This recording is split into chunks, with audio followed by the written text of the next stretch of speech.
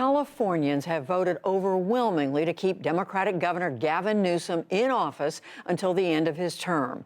This in a recall election where COVID and homelessness were big concerns. Ballots are still being counted, but Newsom improved on his share of the vote from his first election 3 years ago.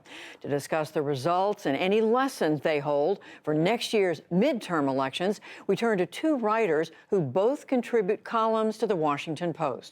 Perry Bacon, who is in Kentucky, and Gary Abernathy, who's based in Ohio. It's great to see both of you. Welcome back to the NewsHour. Perry Bacon, let me start with you. How do you explain Gavin Newsom winning? Well, California is a very blue state. So that's the first explanation. The most important one is that Joe Biden won there by a lot, and now Gavin Newsom has. But I do think there was an important thing that happened during the campaign, which is that Gavin Newsom really leaned into the idea that Larry Elder, who was the top Republican who was running in the recall, would be kind of a Donald Trump-like figure for California, particularly in terms of not supporting vaccinations and mask wearing. So I think once it became a race about, who takes COVID seriously and whether Larry Elder is kind of like a Donald Trump for California, that's what really drove up the no on the recall and made sure Newsom stayed in office. Gary Abernathy, what's your sense of why Larry Elder didn't do better? He looked more formidable at one point in this campaign.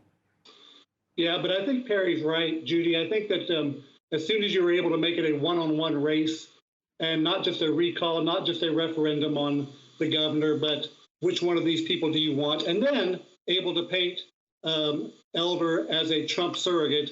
Do you want Donald Trump in California? And in California, the answer to that is clearly no.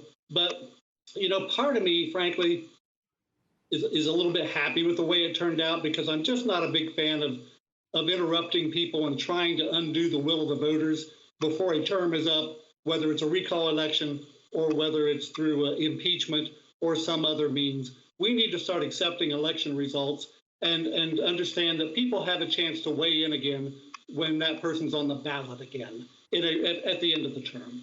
And Perry, you talked about the role of COVID and some other issues in this campaign. What lessons do you see for Democrats coming out of this recall for next year in the midterms, when President Trump is not going to be on the ballot?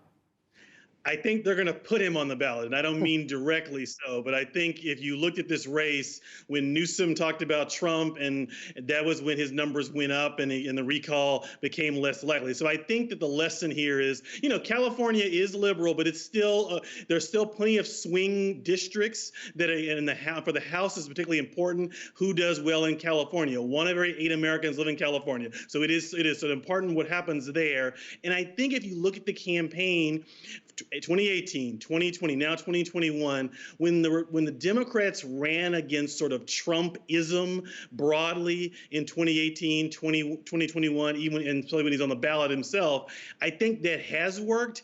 And at least in this case, what didn't work, and I feel like this is unfortunate, Newsom has a pretty good record from my point of view in terms of accomplishing policies, but he didn't really run on those. It looks like that was better that he didn't run on those and kind of ran a negative campaign mostly, because that seems to have worked.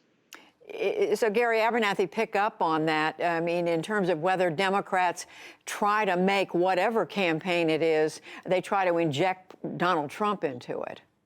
Well, and again, it's gonna depend on the state, Judy. In California, putting Trump as your opponent is going to be successful. He's not popular there. In a lot of other states, that's not going to work so well.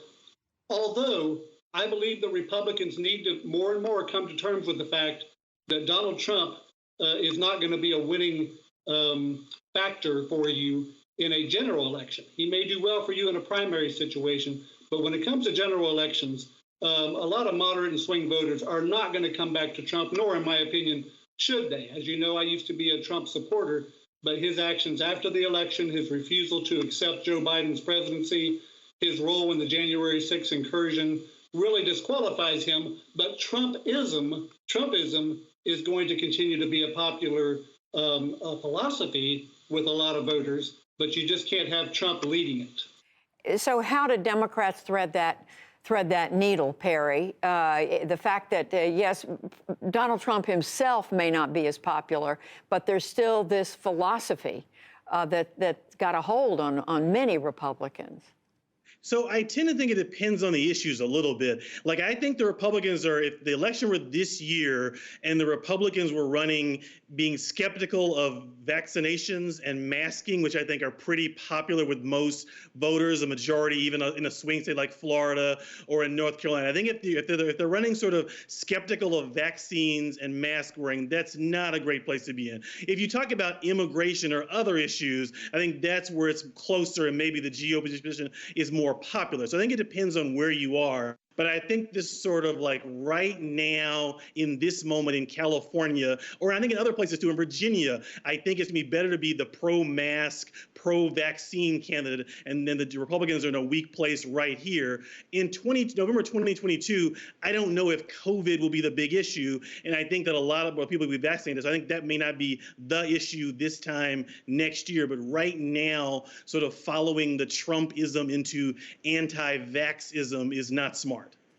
And Gary Abernathy, you can pick up on that, but I do want to expand on ask you to expand on what you said earlier about Donald Trump, former President Trump, hurting himself after the election. How many Republicans do you think are coming to grips with this? I think more and more, very, very slowly, Judy, are coming to that conclusion. You know, we still see polls that say, oh, wow, Trump has 90% support among Republicans still. But think about it this way.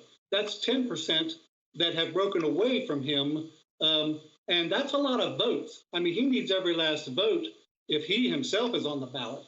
And he'll lose more as time goes by. It's going to be a slow process, but I believe it'll happen.